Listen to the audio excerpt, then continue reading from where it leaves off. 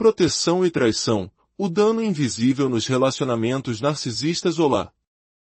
Sejam bem-vindos a mais uma reflexão sobre as complexidades da alma humana. Hoje, vamos explorar um tema profundo e muitas vezes invisível nos relacionamentos: a diferença entre proteção e traição. Imagine a seguinte história, que infelizmente é mais comum do que parece. Uma mulher, em um relacionamento de longa data, vivia em uma constante dúvida. Ela não sabia se seu parceiro era narcisista. Talvez ele fosse apenas muito ocupado, ambicioso, ou simplesmente não fosse do tipo que demonstra sentimentos. Ela sabia de sua história. Ele cresceu com um pai frio e distante e uma mãe que foi silenciada ao longo da vida. Para ela, a maior dor não vinha de agressões diretas, mas de uma ausência constante. Seu parceiro nunca era seu defensor, seu aliado. A sensação de não estar segura com ele vinha da certeza de que ele jamais a protegeria. Por exemplo, quando alguém a tratava mal, digamos, um prestador de serviço que trabalhava em sua casa, ele não fazia nenhum esforço para ouvir o que ela passou ou para apoiá-la. Na verdade, na maioria das vezes, ele parecia tomar o lado da outra pessoa. Ele dizia coisas como: "Ah, qual é? Eles sabem o que estão fazendo." Ou "Não seja tão exigente." Ou pior, "Talvez eles estejam certos e você é que não sabe do que está falando." Para ela, a questão nunca foi sobre quem estava certo ou errado. O que a feria profundamente era a sensação de que, após ser desrespeitada, seu próprio parceiro, a pessoa que deveria ser seu porto seguro, não intervinha, não a defendia, não a ouvia. Ele não era a sua pessoa. Em vez disso, ele partia do princípio de que o outro estava certo. Ela também notou a hipocrisia. Se o marido dela fosse tratado da mesma forma por alguém, ele teria perdido o controle. Teria começado a gritar, a exigir falar com um supervisor, a ameaçar processar. Suas reações voláteis eram, na verdade, um dos motivos pelos quais ela mesma passou a gerenciar essas situações em casa, para evitar o caos. Essa dinâmica, essa falta de proteção, se repete em praticamente todos os relacionamentos narcisistas. Nós nos concentramos tanto na manipulação, no gaslighting, nas mentiras, nas promessas vazias, na raiva, na agressão passiva, no tratamento de silêncio, na arrogância e na falta de empatia, que muitas vezes perdemos de vista a traição suprema, a que acontece silenciosamente todos os dias. Pessoas narcisistas não protegem aqueles que deveriam amar. Mas o que significa ser protegido em um relacionamento? Não estou falando de ter um guarda-costas. Estou falando de ter ao seu lado uma pessoa que não nega a sua realidade. Uma pessoa que não assume automaticamente que o outro está certo e você, errado. Uma pessoa que não responde ao seu desabafo com perguntas acusatórias como: "O que você fez para irritá-lo?" Proteção é ter alguém que se senta com você em um momento desconfortável, como ao receber um diagnóstico médico ou uma má notícia no trabalho. É alguém que não zomba ou humilha você na frente dos outros. É uma pessoa que acredita em você, que cuida de você em um momento de vulnerabilidade física, que não o trata como se você estivesse louco. É alguém que não se aproveita de suas fraquezas. Isso é proteção. E quando amamos alguém da maneira certa, nós os protegemos. Isso não significa envolvê-los em plástico bolha, controlá-los ou fazer tudo por eles. Isso não é proteção, é controle.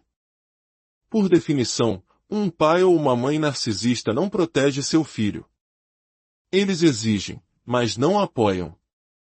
Eles não se sintonizam com as necessidades da criança, não testemunham suas dores, não a defendem. E se o fazem, é apenas para promover seus próprios interesses egoístas. "Por que meu filho não jogou no time titular?" ou "Você tem que dar um emprego ao meu filho." Não é para proteger a criança, é para exibir seu próprio poder. Uma criança que tem a sorte de ser protegida não precisa gastar seus preciosos recursos psicológicos tentando se proteger o tempo todo. Quanto menos protegida e mais ferida a criança, mais ela se fragmenta por dentro, vivendo em um constante modo de sobrevivência. Ela não consegue correr riscos, não consegue viver plenamente, porque toda a sua energia está voltada para a autopreservação. O pai narcisista opera sempre a partir da perspectiva de o que meu filho fez de errado, ou como meu filho me incomodou. A atitude correta seria: como posso estar presente para meu filho, mantê-lo seguro, não apenas fisicamente, mas psicologicamente, e garantir que ele saiba que tem uma base segura para onde voltar quando as coisas derem errado. Um lugar onde ele pode chegar com qualquer problema, sem ser envergonhado, humilhado, questionado ou tratado como um fardo. Nos relacionamentos amorosos, essa falta de proteção é uma dinâmica clássica que muitas vezes passa despercebida. Olhe para trás, para o seu relacionamento. Você se sentia protegido?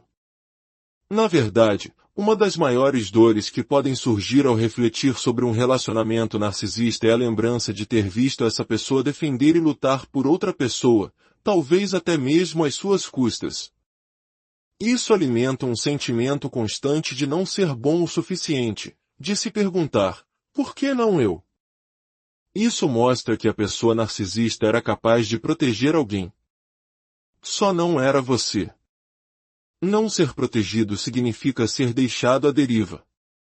Sem orientação, sem escuta, sem ninguém para te segurar quando você cai, embora, muitas vezes, eles mesmos tenham causado a queda.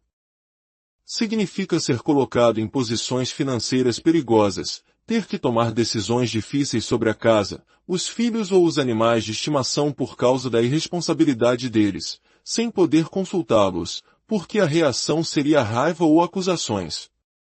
Estar em um relacionamento narcisista é como conviver, ao mesmo tempo, com uma criança de 3 anos birrenta e um adolescente mal-humorado que não contribui em nada, mas com todo o poder e privilégios de um adulto. Quando estamos tristes, chorando, frágeis ou com dor, o que mais queremos é sentir conforto, acolhimento. Isso raramente acontece em um relacionamento narcisista.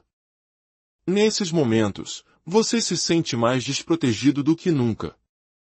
Eles podem usar gaslighting, dizendo, sério que você está chorando por causa disso?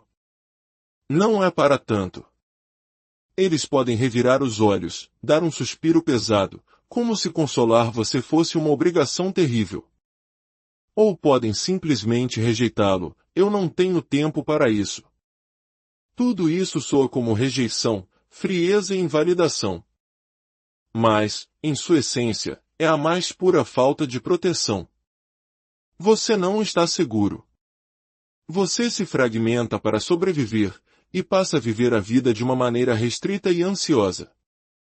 Quando pensamos em abuso, geralmente pensamos no que uma pessoa faz à outra, gritar, bater, mentir, empurrar, xingar. Mas, muitas vezes, as coisas mais prejudiciais que acontecem nesses relacionamentos são o que a pessoa não faz. Nós não somos protegidos. E nem nós, nem o mundo ao redor, registramos isso como um abuso. Se alguém te empurra ou grita com você, outras pessoas conseguem entender que isso é um problema.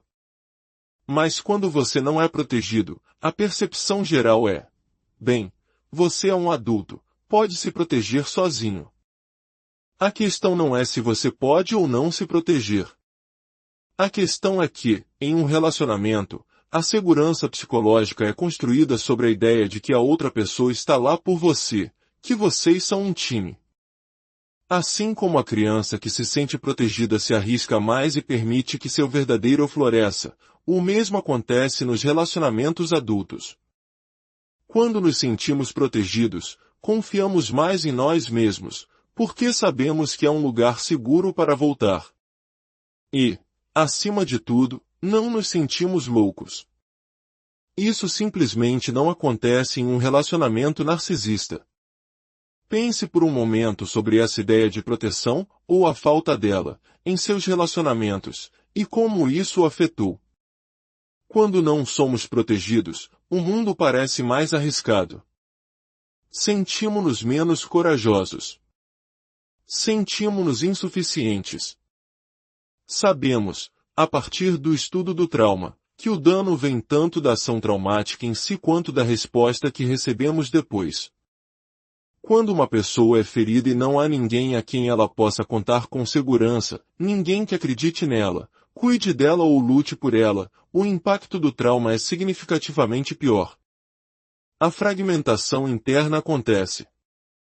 Em vez de a criança, ou o adulto, pensar as pessoas ao meu redor não estão me protegendo, ela sente, eu sou mau. Eu não sou digno de proteção. A psique e o sistema nervoso se organizam de uma forma que o deixa para sempre respondendo ao mundo como se ele fosse um lugar perigoso. O dano dos relacionamentos narcisistas não está apenas no que aconteceu, mas, talvez de forma ainda mais dolorosa, no que não aconteceu. Na proteção que nunca